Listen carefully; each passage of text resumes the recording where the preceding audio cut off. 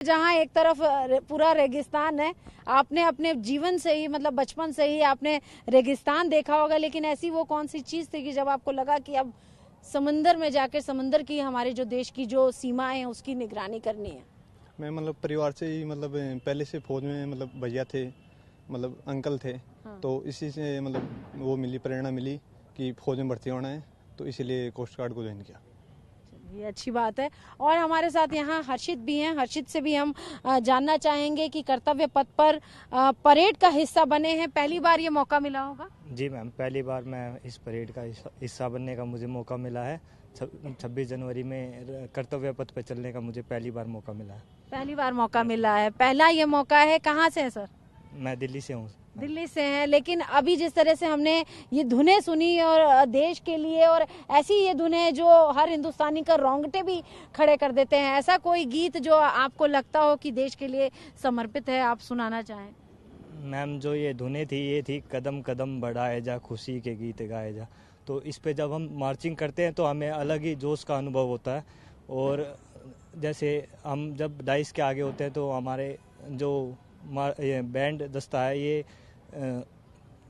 सारे जहाँ से अच्छा ये धुन भी बजाते हैं। तो वो ये धुनें हैं, ये हमें जोश हमारे अंदर जोश पैदा करती हैं और हम और जोश के साथ आगे मार्चिंग करते हैं, जोश भर देती हैं। इस पर बात करने के लिए हमारे साथ कुना दिल्ली राजू। दिल्ली से हैं क्या? नहीं, आंध्रा से। आंध्रा से हैं। तो आंध्रा से अभी आप यहाँ पर हैं, कैसा पूरा डिफरेंस लग रहा है आपको?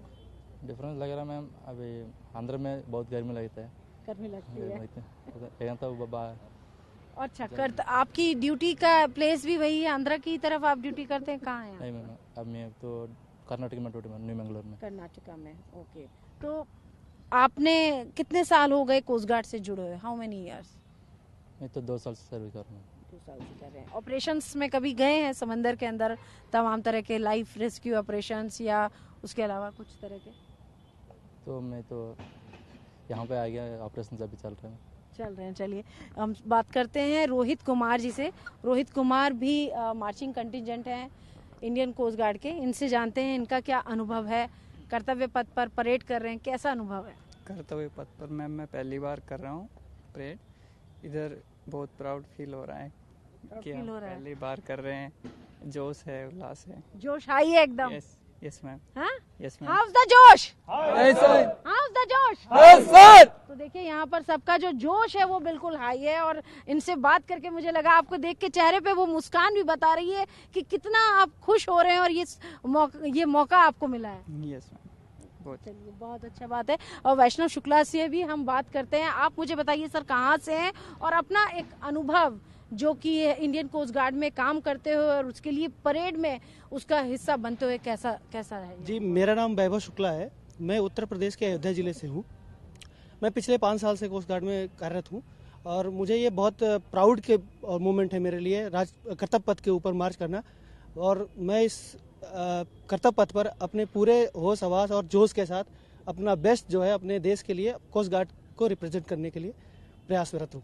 प्रयासरत है आपने, क्योंकि आपको 5 साल हो गए सर्विस में, तो आप कुछ इस तरीके के ऑपरेशन में रहे जो आपको कभी याद हो और आपको लगा कि ये एक बहुत बड़ा ऑपरेशन था और आपको उस पर गर्व भी महसूस हुआ? क्योंकि जब आपकी जॉब का जो असली काम होता है, जब आपको वो करने का मौका मिलता है तो और भी ज्यादा इंसान का लिए वो एक एक्साइटमेंट तो होती है, लेकिन अनुभव भी उसको होता है। जी, मुझे याद है मैम, मैं 2020 में भर्ती हुआ और पहली बार मेरी शिप पे पहली पोस्टिंग आई गोवा में, ICGS समर्थ के ऊपर। तो मेरी रिपोर्टिंग थी 3 मार्च को और 4 मार्च को हमारा शिप सेल हुआ और हमें इंटेलिजेंस इनपुट मिलती है कि मालदीव्स के पास से हमारे देश में कुछ ड्रग्स आने वाले हैं। तो हमारा जो शिप था वो वहाँ पहुँचा और हमने बहुत सारे ऑपरेशंस किए 5-7 दिनों तक, 10 दिनों तक। फिर हमें वहाँ पे जो इंटेलिजेंस इनपुट थी उसके हिसाब से हमें एक ड्रग्स का बहुत बड़ा रैकेट मिला जिसमें 350 किलो हेरोइन थी। तो वो मेरा फर्स्ट सेलिंग था जो कंटिन्यूअस 20 दिन तक चला था और उस सेलिंग में हमने उस ऑपरेशन को सक्सेसफुली कंप्लीट किया और उस पूरे ड्रग्स को रिकवर किया एंड जो फर्दर आगे फॉर्मेलिटीज होती हैं उसको हमने कंप्लीट किया। तो एक बड़ा ऑपरेशन मतलब आपने किया? जी, भर्ती होते ही पहला ही ऑपरेशन था मेरे लिए और जो मुझे और ज़्यादा प्राउड से भर दिया। प्राउड से भर दिया, इतने बड़े ऑपरेशन को अंजाम दिया आप। क्योंकि आपने बताया कि आप यूपी के हैं, तो यूपी से हैं, लेकिन गीत संगीत क्योंकि यहाँ पर हम देख रहे हैं दोनों की भी तैयारी हो रही है, ऐसा कोई गीत अगर आप गा के सुना सकें।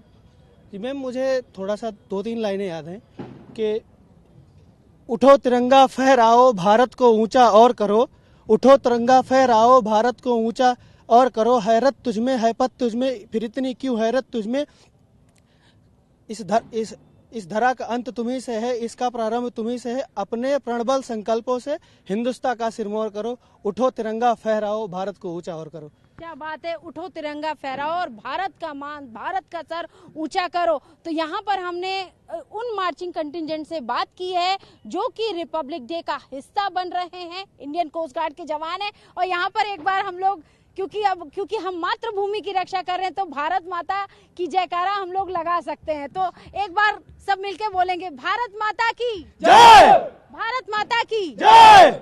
हमसे बात करने के लिए शुक्रिया। तो देखिए यहाँ पर हमने आपको दिखाया इंडियन कोस्ट गार्ड की वो तैयारी जो कि आपको कर्तव्य पथ पर नजर आएगी, और यहाँ पर उन्होंने हमसे अपने कुछ अनुभव भी साझा किए कि किस तरीके से अलग अलग देश के अलग अलग कोने से आए हैं और देश की सीमाओं की सुरक्षा में हर पल हर समय लगे हुए हैं। वीडियो जर्नलिस्ट संजीत के साथ अंशु निर्वाण, TV9 भारतवर्ष।